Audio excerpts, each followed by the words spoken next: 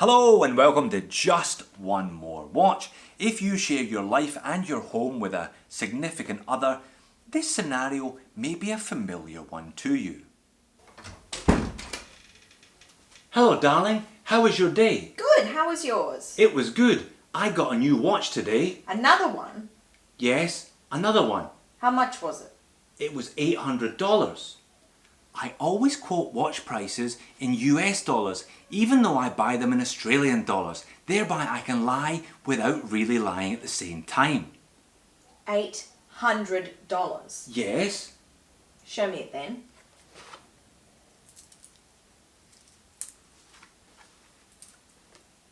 It looks like all the other watches. I think I got away with it.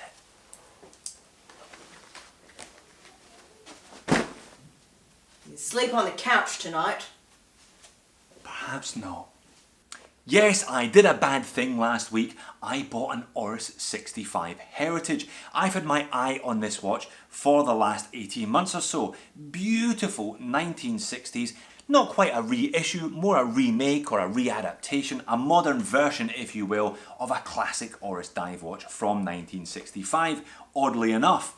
It's slim, it's elegant, it's got a beautifully tapering bracelet, and it's got Swiss made on the dial. Let's flip the camera and get a closer look. So, big brand, big bucks, big box.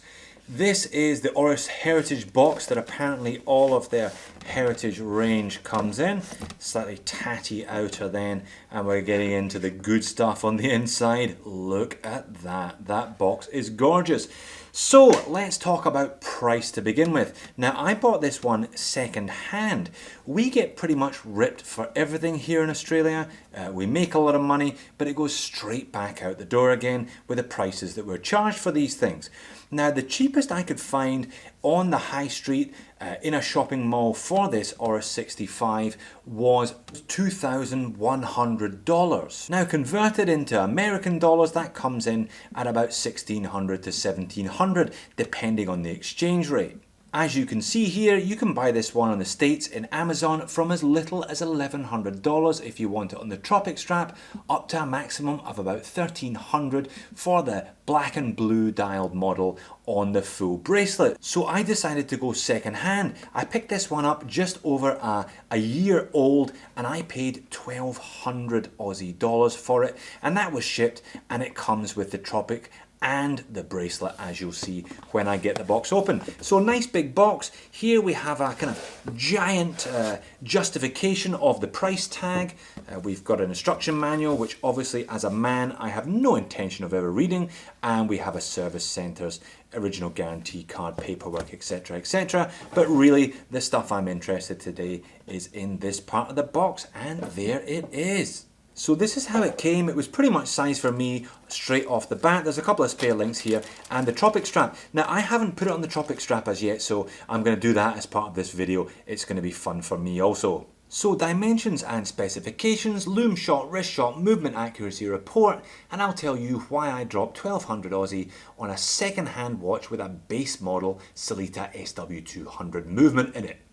Well, just look at the thing for a start. I think this watch is stunning. The obvious retro look is not going to be to everyone's taste, but I think this one so close to the original Oris from 1965 that you can't accuse it of being kitsch, you can't accuse it of being tacky. It is pretty much a modern day interpretation of the old piece. Great set of dimensions on this one, 40mm in diameter, but it looks like a bigger watch on the wrist. This one is all dial, no bezel, very thin kind of old-fashioned dive style bezel on it, so it does look bigger, but it wears really nicely. 20mm lug width, tapering down to 14mm at the clasp, giving us a 16mm clasp on there. Now this one, as noted, second hand. There's a number of scratches and scuffs on there already. I'm sure a few of which I have added over the last couple of weeks. I'll talk a little bit more about the second hand buying experience later on in the vid. 13mm thick, however, About 3mm of that is the outrageously domed sapphire crystal, so it actually wears very neatly on the wrist. Not a lot of curvature to those lugs, so again in keeping with the 60s style it wears quite flat, but weighing in at only 120 grams, which I think is just about the optimum weight for a watch, at least as far as I'm concerned anyway. I really enjoy this kind of lighter style of piece. 316L stainless steel, pretty obviously on the case and the bracelet there, and we're pretty much brushed throughout. We've got polishing on the sides, but brushed lugs, and the bracelet's brushed as well. And the bracelet is very nice. Again, 1960s kind of rivet styling. So we've got push pins here. You can actually adjust those rivet ones.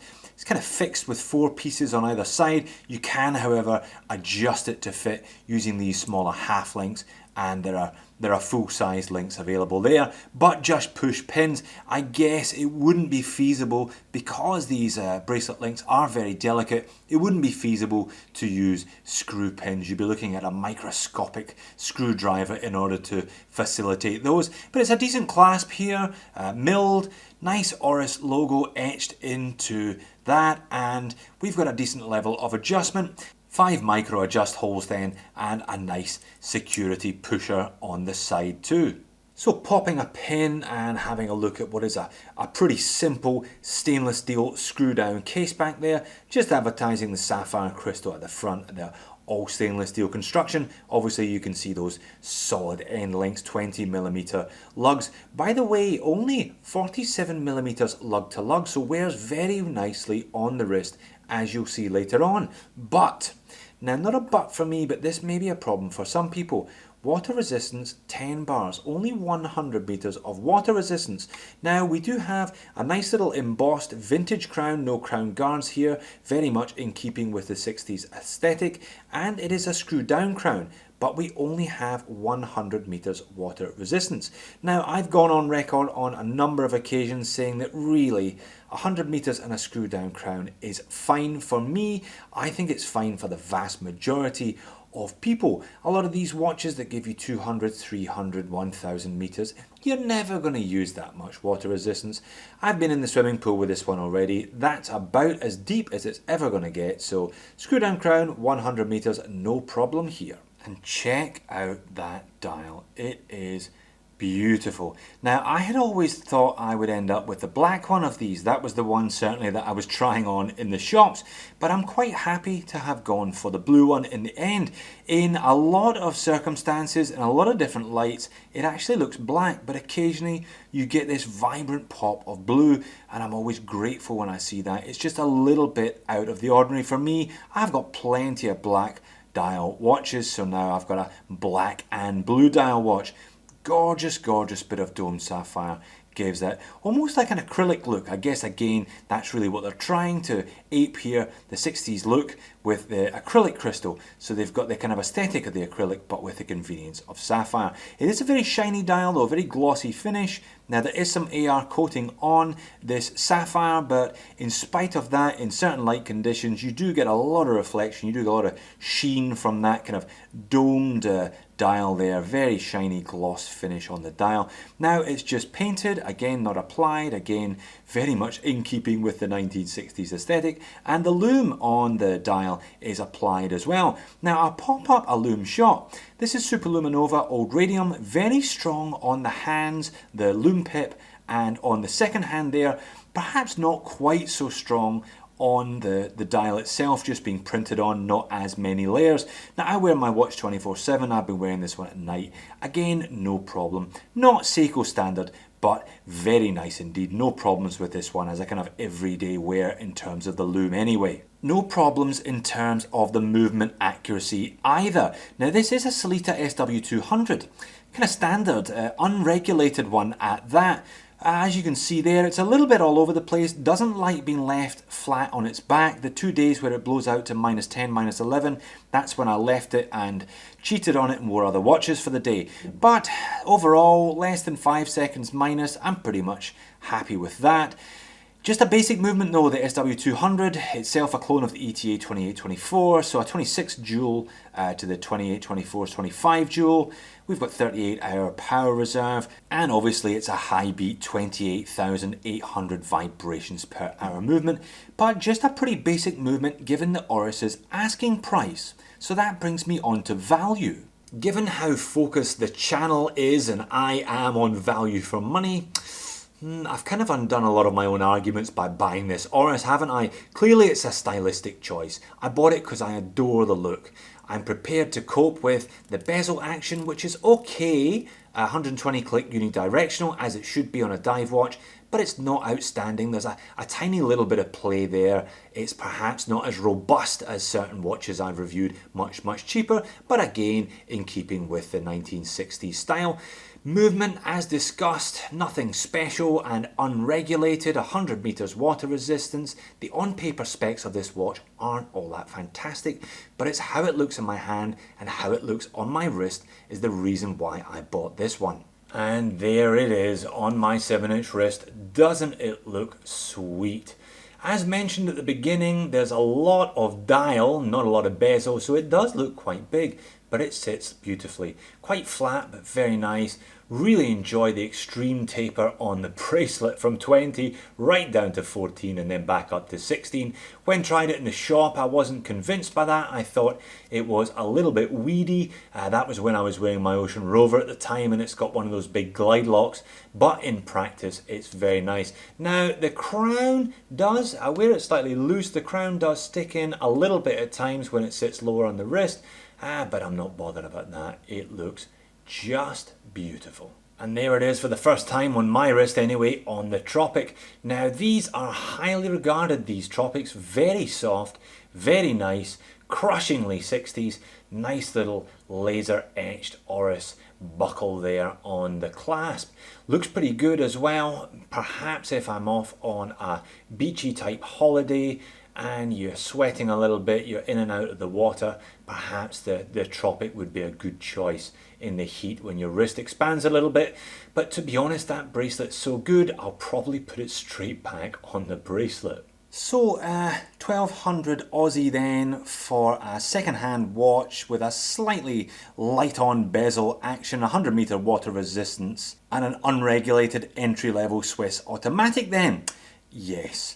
And I love it. It is a stylistic choice. It's not going to suit everybody, but I think it's fantastic. I think if you appreciate the look, it's a very versatile piece as well. Slim enough and retro enough to add a little bit of deftness, a little bit of delicacy. I think you could certainly wear this with a suit and tie, where other bulkier divers would look a little bit out of place. So I'm very much in love with the Oris 65. It's everything that I was hoping it would be and more. The second-hand experience, well, in some ways it meant it came pre-loved, pre-scratched.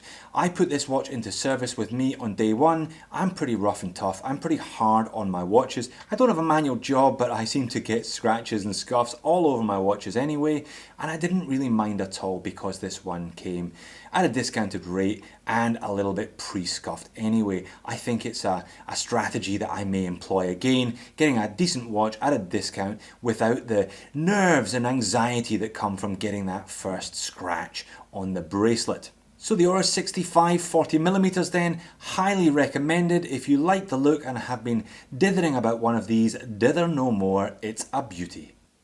So there you have it, the Oris 65 Heritage.